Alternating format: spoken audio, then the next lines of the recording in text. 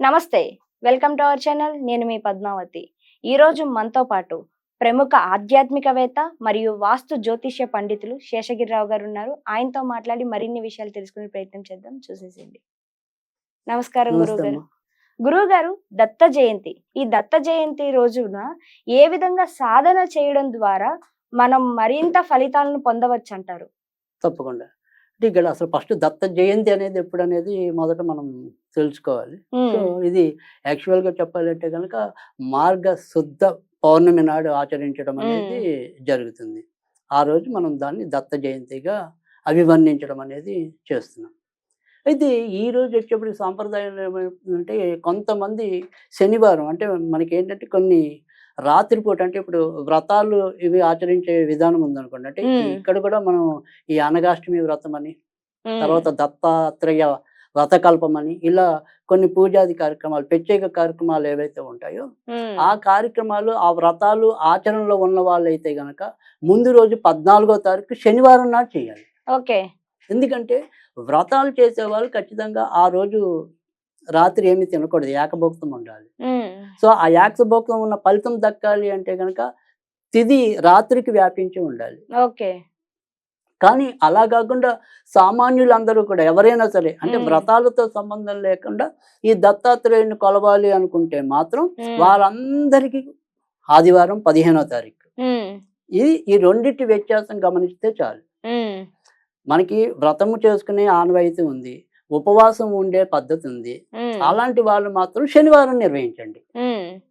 అలా కాకుండా ఏదైనా సరే దత్తాత్రేయుడికి సంబంధించిన కొత్త పూజ మొదలెడదాం, లేదా దత్తాత్రేయుడి యొక్క ఆరాధన మొదలెడదాం, దత్తాత్రేయుడి యొక్క మంత్రజపం చేద్దాం, ఇలాంటిది ఏదైనా అనుకున్న వాళ్ళు మాత్రం 15.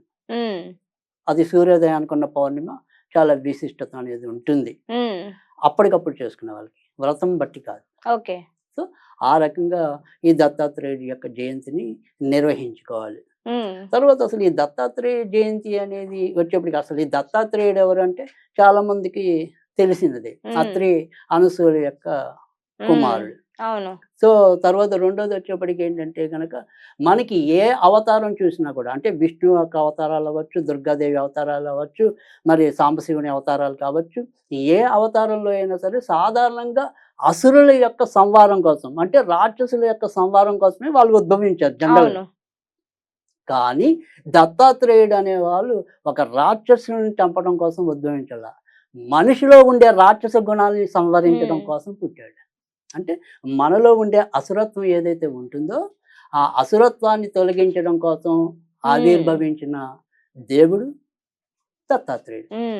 ఈయన విష్ణు యొక్క వివిధ ఉప అవతారాల్లో అంటే దశావతారాలు అందరికీ తెలుసు. ఆ ఉప అవతారాల్లో ఇది 21వ అవతారం. ఈయన్ని అనేక రకాలుగా అభివర్ణిస్తాం. అంటే గురుదత్త, జై గురుదత్త అంటాం. అంటే గురువు అక్కడ. అవధూత దత్తాత్రేయుడు అంటాం, అవధూత, స్మూర్తగామి, ఇలా రకరకాలుగా ఈయన్ని వ్యాఖ్యానించడం అనేది జరిగింది.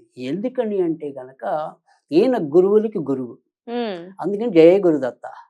తర్వాత వచ్చేప్పటికి స్మూర్తగామి అంటే కనుక సులభంగా ప్రసన్నుడయ్యేవాడు. ఎవరైనా సరే వారి ప్రతిరోజు దైనందికంగా దత్త దత్త పునః పునః పునః దత్త అంటే చాలు మనలో ఉండే మన చిత్త ప్రకోపాలన్నీ కూడా నశిస్తాయి. తర్వాత రెండోది వచ్చేప్పటికి ఏంటంటే మనలో ఉండే సంకటాలు ఏవైతే ఉంటాయో అవన్నీ కూడా ఇందాక చెప్పే అసుర గుణాలు ఏవైతే ఉంటాయో అంటే మనిషిగా పుట్టాం కానీ మనం రాక్షసుల్లాగా మారుతున్నాం కనుక ఈ రాక్షస ప్రవృత్తి అనేది నిర్మూలించబడాలి అన్నా కూడా దత్తాత్రేయుని ఎంత ఆరాధిస్తే అంత మంచిది. కనుక దత్తాత్రేయుని ప్రతి ఒక్కళ్ళు కూడా కలియుగంలో ఖచ్చితంగా ఆరాధించవలసిన దైవాల్లో ఆయన ఒకళ్ళు.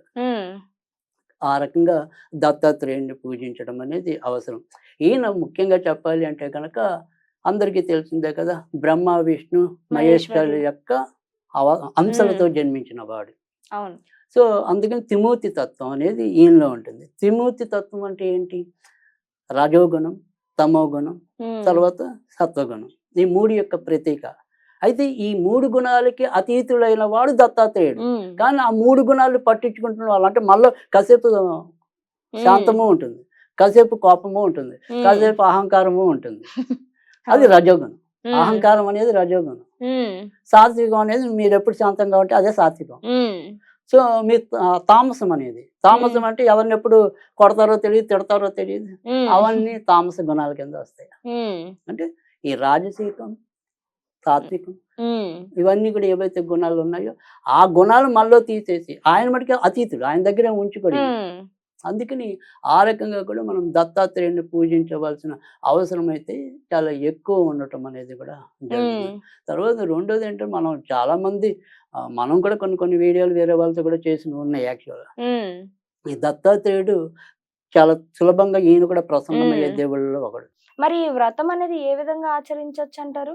అంటే ఇక్కడ వ్రతం ఆచరించాలి అంటే కనుక ఇదే రోజు దత్త జయంతి నాడు ఆచరించడం అనేది ఒకటి. కాకపోతే ఉమ్, ఇక్కడ దత్తాత్రేయుడి యొక్క సతీమణి పేరుతో అనగాష్టమి వ్రతం అని చెప్పి అది చాలా ప్రాచుర్యం పొందింది. ఉమ్, అనగా దేవి అంటే గనక మళ్ళీ లక్ష్మీదేవి అంశ ఆవిడ. ఉమ్, అందుకని ఈ అనగాష్టమి వ్రతం అనేది ప్రతి అష్టమి నాడు కూడా, ఉమ్, బహుళ అష్టమి నాడు ఉమ్, అనగాష్టమి వ్రతాలు చేయటం అనేది ఉంటుంది. ముఖ్యంగా ఈ దత్త సంప్రదాయంలో ఉన్న వాళ్ళందరికీ కూడా ఆ వ్రతం యొక్క విశిష్టత అనేది తెలుస్తుంది. ఉమ్, తర్వాత రెండోది ఏంటంటే మనకి ఈ యొక్క పీఠాధిపతులు ఇలాంటి వాళ్ళు గణపతి సచ్చిదానంద స్వామీజీ వల్ల అవును. ఈ యొక్క దత్త పరంపర అనేది జనబాహుల్యంలోకి ఇంకొద్దిగా ఎక్కువగా ప్రచారంలోకి వచ్చింది. ఉమ్, మనకి తెలుసు, ఎంతవరకు తెలుసు, ఈ అత్రి మన అనసూయాదేవి అవును. ఈ శిశువులుగా చేసి ఆమె స్తన్యం ఇచ్చిందని, వాళ్ళనేమో దిగంబరంగా అవును. ఆవిడ వడ్డించమంటే ఈవిడ ఆ రకంగా మార్చేసిందని, ఆ అవును. తర్వాత మరి అత్రి మహర్షి యొక్క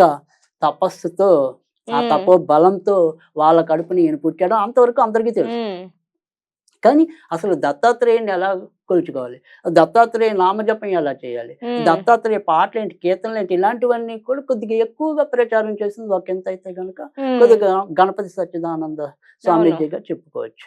అయితే ఉమ్, ఇవాళ రోజుల్లో ఏంటంటే ఇంకా అనేక మంది మనం విస్తృతంగా ప్రచారం ఉమ్, చేసుకుంటున్నాం. దత్తాత్రేయుడు మనకి చాలా దగ్గరగా వచ్చేసిన అవును. దేవుడు కనుక దత్తాత్రేయుని పూజించుకోవటం అనేది అన్ని ఉమ్, రకాల కామితాలకి, అంటే ఉమ్, విద్యార్థులు కనుక ఈయన ఆరాధించడం ఉమ్, మొదలెట్టారనుకోండి, ఖచ్చితంగా వాళ్ళ విద్యల్లో విఘ్నాలు లేకుండా ముందుకెళ్ళటం అనేది ఉమ్, ఉంటుంది. అలా కాకుండా భార్యాభర్తలు ఆరాధించారనుకోండి, భార్యాభర్తల యొక్క కలహాలు తగ్గిపోతాయి. ఉమ్, సంతానం కావాలనుకున్నారనుకోండి, సంతానం పొందటం అనేది ఉంటుంది.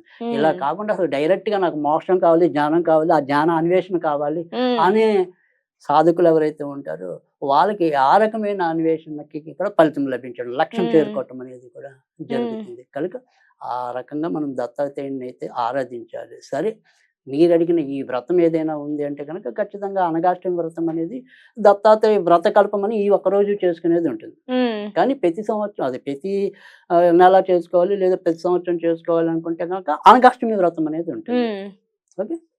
అలా కాకుండా ఇవాళ మనం చెప్పబోయేది ఏంటంటే ఎప్పుడు కూడా అందరూ చేసుకునే విధానంలో ఒక పద్ధతి మనం చెప్పడం అనేది, అంటే వ్రతాలు ఉమ్, చేసే వాళ్ళకి మనం కొత్తగా చెప్పక్కర్లా. అవును. ఆ వ్రతం యొక్క విధానం ఏ రకంగా ఉంటుందో ఆ రకంగా వాళ్ళు చేసుకుంటూ వస్తారు. ఆ పూజాది కార్యక్రమాలన్నీ అవును. చేసుకుని, అంటే నవగ్రహ మండపారాధన అని చెప్పి, అష్టదక్వాలకుల పూజ అని చెప్పి, అలాగే ప్రతి వ్రతానికి కూడా కొన్ని కథలు ఉంటాయి. ఉమ్, ఇప్పుడు హనుమద్ వ్రతంలో అయినా సరే కొన్ని కథలు ఉంటాయి, ఇలా దీంట్లో అయినా సరే కొన్ని కథలు ఉంటాయి, సత్యనారాయణ వ్రతంలో అయినా సరే కొన్ని కథలు ఉంటాయి. ఉమ్, అలా కథలన్నీ కూడా మనకి కథలనివ్వకుండా ఆ పూజల్లో ఉమ్, నిమగ్నం అవును. అయ్యేలాగా చేయటం అనేది ఉంటుంది. ఉమ్, సో, సరే, అలాగే ఈ దత్తాత్రేయుడి యొక్క కథలు కూడా అలానే ఉంటాయి. ఉమ్, అయితే ఇక్కడ మనం ఇవాళ నేను చెప్పేది ఏంటి అంటే గనక ఉమ్, చాలా తేలికైన మంత్రం. ఉమ్, ప్రతి ఒక్కళ్ళు కూడా నియమం తప్పకుండా కనీసం ఒక 40 రోజులు మండలం అంటాం, 40 రోజులు ఓకే. అంటే. 40 రోజులు. సో ఈ మండలం పాటు 108 సార్లు చొప్పున పఠించి ఉమ్, ఈ 40 రోజుల్లో వచ్చే గురువారాలు ఏవైతే ఉంటాయో, ఉమ్, గురువారాలు కొద్దిగా కేసరి నివేదన చేసినట్టయితే ఉమ్, తప్పకుండా వారు ఏ మనోరథం పెట్టుకుని చేస్తున్నారు, లేదా ఏ సంకల్పం పెట్టుకుని చేస్తున్నారు, ఉమ్, ఆ సంకల్పం నెరవేరబడటం అనేది అయితే ఉమ్, ఉంటుంది. ఆ రకంగా వాళ్ళు చేసుకోవాలి. ఉమ్, సో తేలికైన మంత్రం ఏంటంటే గనక ఓం ద్రాం ఉమ్, దత్తాత్రేయాయ నమః, ఓం ద్రాం దత్తాత్రేయాయ నమః, అంతే, చాలా ఉమ్, తేలిక. ఉమ్, ఈ రకంగా చేసుకుంటే గనక వాళ్ళకి ఖచ్చితంగా మంచి ఫలితాలు రావటం అనేది ఉంటుంది. ఉమ్, ఒకవేళ మనం ఎప్పటిలాగానే ఈ ఈ రకంగా చేసుకోలేని వాళ్ళకి కూడా ఉమ్, ఈ రోజు ఏదైనా సరే ఒక స్విచ్ వర్డ్ ఉందా అంటే ఆ, అది ఏ రకంగా చేసుకోవాలి అంటే గనక దీన్ని మనం నార్త్ వెస్ట్‌లో కూర్చొని గాని, నార్త్ ఈస్ట్‌లో కూర్చొని గాని చేయాలి. ఉమ్, అది ఎయిమ్ అంతే. ఉమ్, ఏఐఎం ఎయిమ్. ఉమ్, ఉమ్, ఇది 108 సార్లు వాళ్ళలాగానే 40 రోజులు పట్టిస్తే చాలు. ఓకే.